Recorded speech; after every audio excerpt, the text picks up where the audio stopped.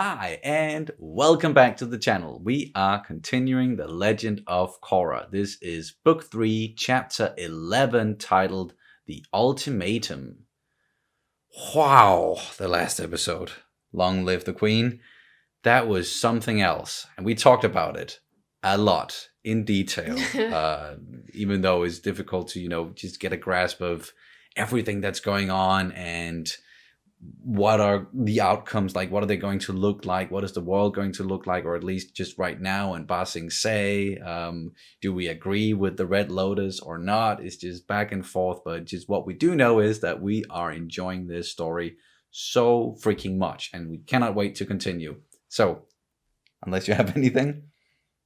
No. Nope. All right, then let's do it. And you can, of course, always check out our full-length reactions where you can sync up the footage with your own copy of the episode. We also have early reactions for some of the shows that we're doing, including The Legend of Korra, where we are several episodes ahead. It's all over on Patreon, and the link is down in the description below. Let's go! Oh yeah, they're gonna deliver a message. An ultimatum? Yeah, perhaps? the ultimatum, yeah. Whoa. Who's just grabbing everything. Stop you! I'm gonna join you! I know where the good stuff is! Oh. This isn't gonna be easy. Grab an airship. I'm with the Republic City Police, and I need to commandeer this airship to help the Avatar. Yep. Hey! The Queen's Gold's on the 3rd floor of the palace! Second door on the right! You just gotta know how to talk to him, bro. Bruh.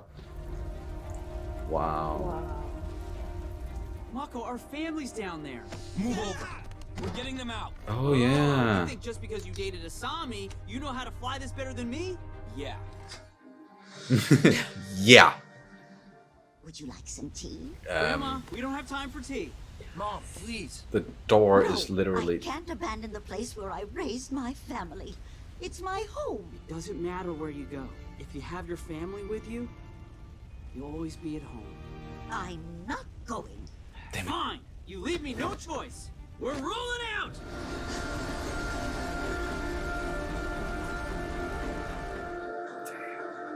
The animation is still breathtaking.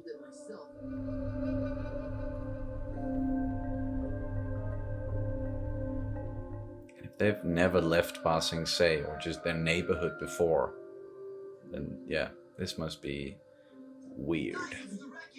Where's the rest of it? I don't know, but there's some tracks. Follow the tracks. But then I just... Oh, they're still there. Move. See? Poor dragon. Landing is hard. Yes, we'll need your help too, Pabu. Now just give me a second while I... Pabu. Wait. Pabu? Why is Bolin hugging that big rat? Ew. Now he's kissing it. Mwah! Giant dog beast thingy! Lick. Okay, all right, Naga. You're licking my mouth. Naga doesn't care. Be cool. Forgive my brother. We're just really honored to meet you, sir. It's a pleasure to meet you as well. You must be the Avatar. Mako told me so much about you. This is Avatar Korra. You are very muscular for a woman. Thanks. You too?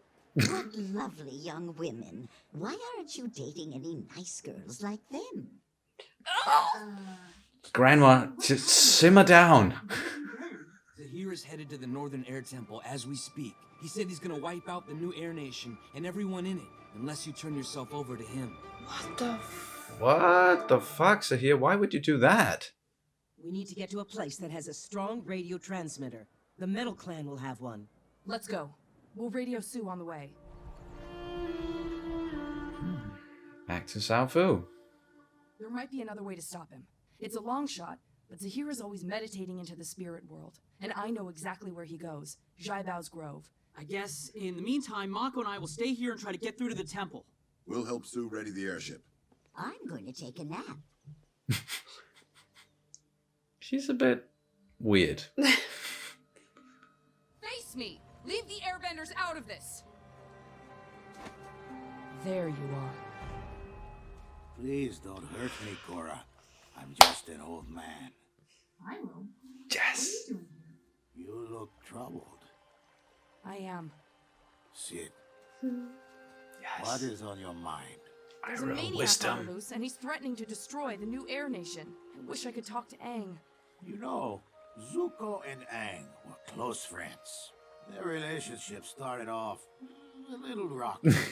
Just a little bit. Grew to become lifelong friends. Best friends. Thank you. I came here looking for someone else, but I'm glad I found you. Did you find Zahir? No, he wasn't there, but there's someone I need to talk to. You're leaving. Aren't you coming to the Air Temple with us? If it's true that the Red Lotus is targeting the nation's leaders, I need to protect my daughter. I understand. You have to keep the Fire Lord safe. Okay. But before you leave, His daughter is the Fire Lord. help me with something. The Airbenders might have been closest to Aang's heart, but as the Avatar, he was concerned with people of all nations. Your uncle was right. It was helpful talking to you. Wait, you spoke with my uncle? Yes, in the spirit world. Guys, we got through to the air temple. It's just like, excuse me, you what?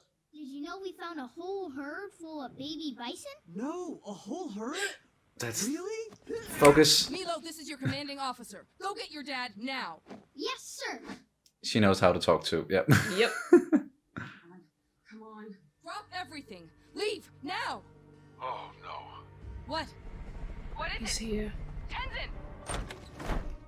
It's Zahir. We have to leave. No one's going anywhere. She gets it. Oh shit. Opal. It's a pleasure to finally meet a true airbending master. If everyone cooperates, you will all walk out of this situation unharmed. Then what are you doing here? I want Korra, and I'm tired of chasing her. You're using us as leverage. You don't have a choice. Yes, I do. Jinora, get everyone out of here. No. Oh fuck, Tenzin. Oh, and Kaya and Boomy are there as well.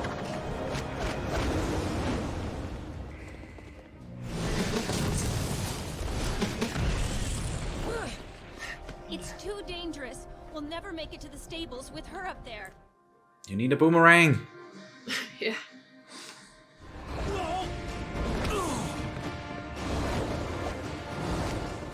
Come on, Tenzin.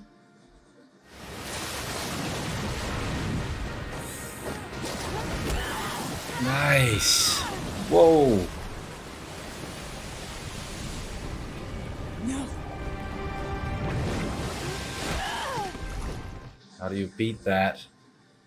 Oh, and Boomy, yeah, fuck, he can't do much. Just evade, evade, evade. Oh, and... bite! Okay. Wait, what are you doing? Whatever I can. Get to the bison! Get out of here! Whoa.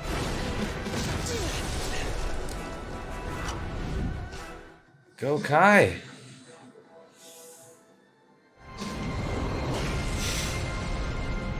No. Hi! What a...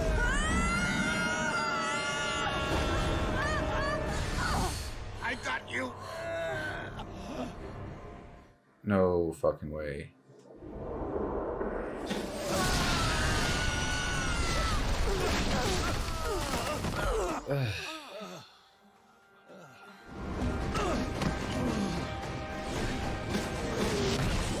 Shit. Come on, Tenzin.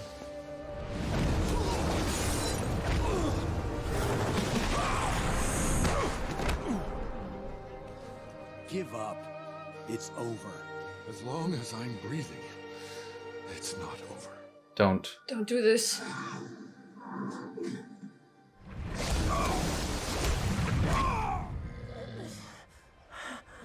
Who caught him?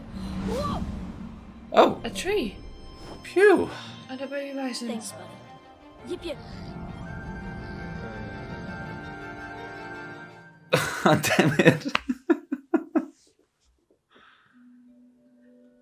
Oh, I don't think I blinked like for the last 5-10 minutes, however long that whole battle was. I don't at the think temple. I think I held my breath through it all.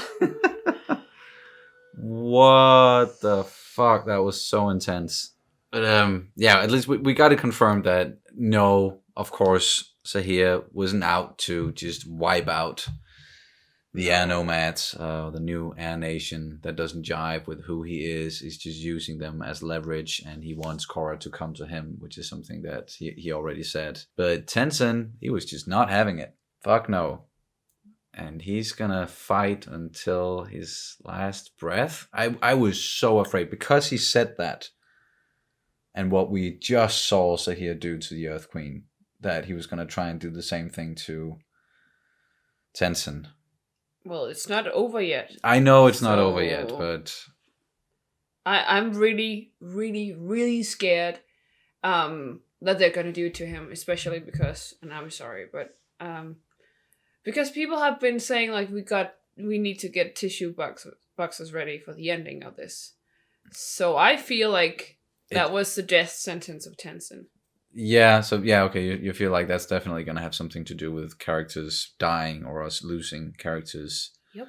Yeah, we'll see. I don't know what else it could be, and I don't want to theorize too much on why we would need tissues for the last couple of episodes. But just the way things are going, how everything is on edge, just the emotional weight of everything. And with characters like Iroh showing up again, and Korra talking to Zuko about Aang.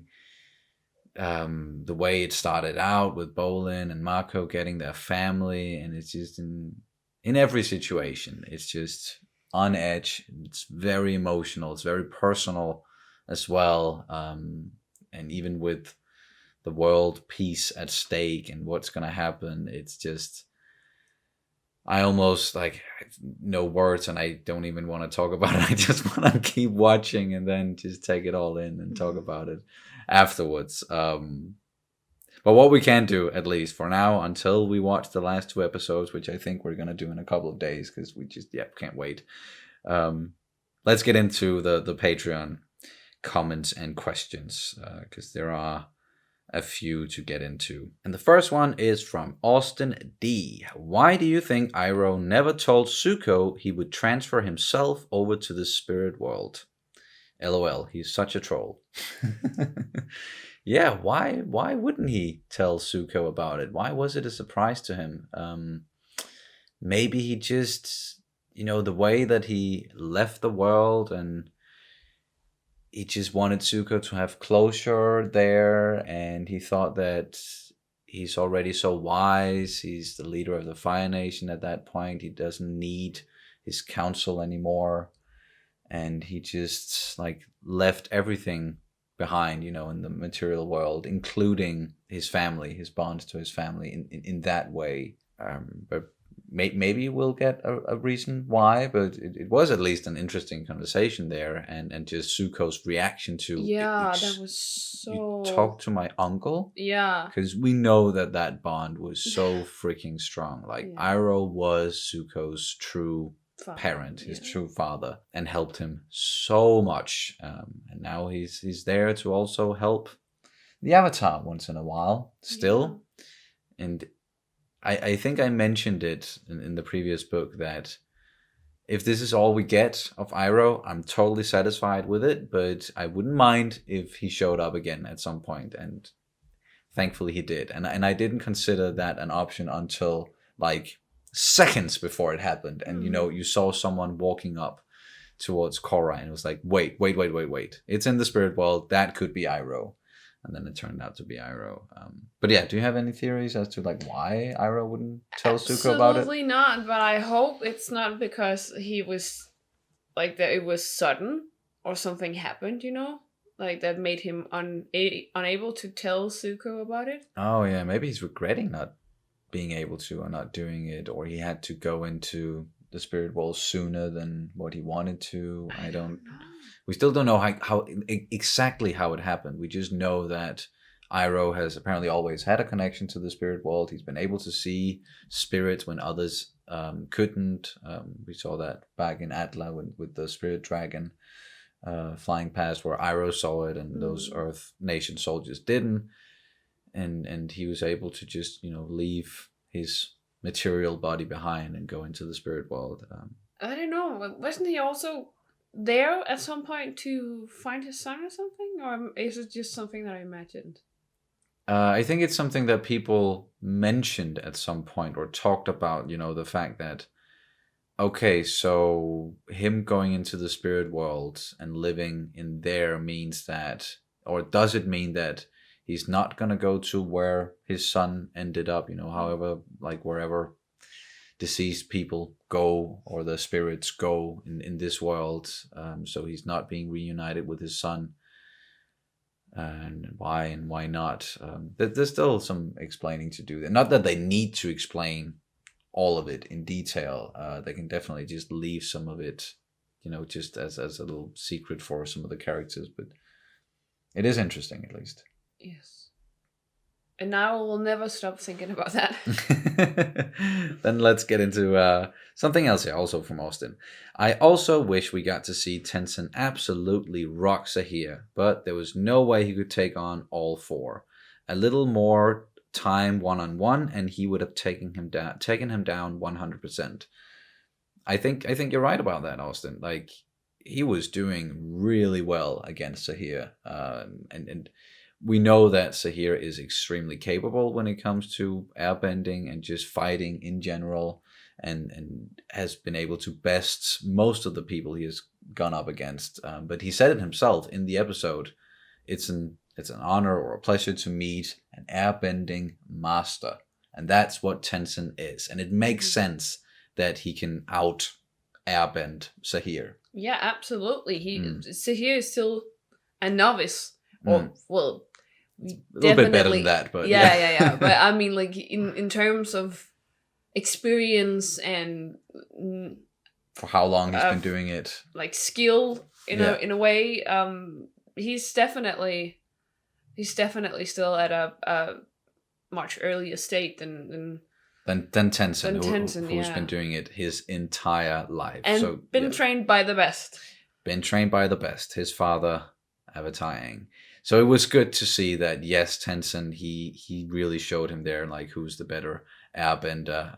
But then it got into, like, it wasn't a one-on-one any longer, and it was a 4-on-1 or a 3-on-1, and then, with OP other... Yeah, and then some combustion bending just raining down from the sky. And then him saying that he's not going to give up. We already talked about that and what the outcome is going to be there. Like, we are very much afraid for Tenzin, and we don't want to jump to any conclusions just yet. And then from Eric Filmich again. Hi again. I don't have many questions for this episode as it's very emotional. Tenzin, crying emoji. The only question I have is, do you think Lord Zuko is going to enter the spirit world to meet Iroh again? If he's even able to do that. Like, I would love to see that reunion, even though it's going to be weird in a way, seeing Zuko, who is probably older now than when Iroh left the material world. So it would be an interesting interaction, and I would love to see it. But then you're probably going to see some tear bending on our end if we get that reunion. Oh, yes. Yeah. And I kind of want it to happen. Like, yeah, of course. Like, we love these characters, and it's not just because they are the ones that we were following in the previous series and with the last Airbender, and it's just we only react or we only get emotional about stuff that has to do with the characters that we know from that series. Absolutely. Like so far, like and everything that we've been through with Korra and all of the others, it's just like we love this entire world and all the relationships there between all of the characters, and it's bound to get even more emotional. Like, I can really feel it in this episode, and then with only 2 remaining now, it's gonna get so freaking intense. I know I've said it before, but it bears repeating. And from Walter Carreno, I love how up until this point in the season, Sahir was made to be invincible because he always won every fight he was in. Just like Aang and Atla, his opponents lacked the experience of fighting an airbender, which gave him a huge edge. That's true. Once it came down to fighting Tenzin, however, you can totally see the difference between a talented amateur and an airbending master. Yeah, talented amateur. Yeah. That's a good way to put it. Yeah, when it comes to Sahir. And we already touched on that, but it was good to see again that no, he's not invincible. Sahir, he can take out a lot of people, and that is most likely because of what you said, Walter, that many individuals inside of this world, like, they don't know how to deal with an airbender because there's still so few of them. Not a lot of people have have had to deal with someone with airbending. And then from Shane Sadler, does Iroh being in the spirit world feel somewhat strange to you? It's cool that he's still alive, but it always seemed weird to me that he chose to basically stay in limbo forever, being unable to be at peace with his son. I never got the sense that he was the type to try to cheat death. I don't know if I necessarily take it like that, that the spirit world is sort of like being in limbo. I think it's just his strong connection to spirits and his spirituality that, made it so, okay, this is an option for me or for Iroh. But yeah, then we're back to like exactly how and why did it happen, and why didn't he do anything to maybe get reunited with his son, if that was a possibility at all. How do they, like, what does permanent death look like in this world? I don't know. But there is an extra comment here by Austin D, who's also putting in his 2 cents. I think death in this world is different than in ours. Iroh is treating the spirit world as sort of a heaven for himself. He was always so spiritual, so I think it makes sense why he would want to continue to help humans and spirits even after death.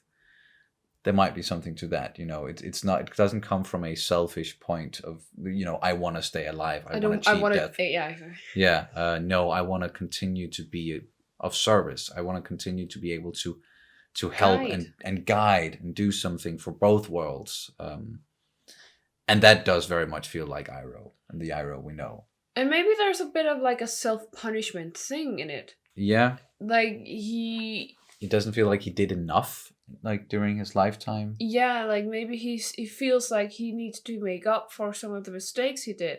And the way that he can pay that back is by being accessible. Yeah. And in a way, and I don't know, it's just because he has the power, I guess, maybe. And maybe he's actually that self-aware that he knows that he's he's great at giving advice. And it's just that he has a strong sense of spirituality. And that's just... And he just wants to continue to be that guide for whoever needs it. A spiritual guide, yeah. Yeah, yeah. Because he's been a spiritual guide to Korra and Jinora as well, right?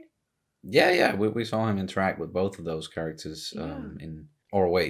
Did he interact with Jinora? I don't think he did, actually. Oh. He was just with mostly Korra, and then he also quickly talked to Tenzin and Kaya and Bumi when they went into the spirit world. Yeah. But nonetheless, I think that's the explanation we're going with so far, is he's doing it because he still wants to help. He still wants to be that sort of spiritual guide who, like, the Avatar and others can get in contact with here when and they're there. In yeah. this actual spirit world. Yeah, and then when he's, they need it. He's like the link on the other side, where like the Avatar is the link in the material world. Then he might be not necessarily an avatar, but at least like a guide and the link for people who are not trapped, but like visiting the spirit world. Maybe he's gonna be like a guide and like a bridge that way. And in some way, at least just helping out where he can. Yes. And I'm sure there's more we could get into with everything that's going on in the show so far, or right now at least. But my head is spinning. I just want to watch the last 2 episodes, and we're going to do that very, very, very, very soon. And then I'm sure we're going to have way more to say about how everything went down and how they're going to round off this book and maybe lead up to the next one. Exactly, lead up to the next one. So intrigued by this whole storyline. But do you have anything else you want to add to this discussion? I don't think so. Fair enough. No little thing as usual. No, because I feel like I'm already like there's so much that happened. Like the last 10 minutes, or at least the last half of the episode was a big battle. Yeah. So. And there were a lot of, okay, now it seems like the episode, it could end here because there were a lot of, something big just happened or some sort of revelation, and it feels like, okay, we're just getting into the credits. No, wait, okay, next scene and next scene. Not that the episode felt long at all. It was just a lot happened. Yeah, but it happened in a way that the last half of it was basically just action. Yeah. And there's not much necessarily to talk about in the action, like, as you say, it was just basically just back and forth, and then the ending, like, with Tenzin just not wanting to give up and all that stuff we talked about. So it's more like the first half, and to be completely honest, my scatterbrain has already forgotten everything that happened. So we're going to let it all marinate, and then we might touch on a few things before the next one. When Kai went down, did you think he died there, or like no, I was like, they're not just gonna kill Kai off like that, but considering what they did with the Earth Queen in the previous one, and they're not really shying away from death, but they wouldn't kill kids. No, of course not. So yeah, it made sense that we at least saw that, okay, he got caught in a way with his leg there and just hanging, and then he got rescued by a baby bison. Yes.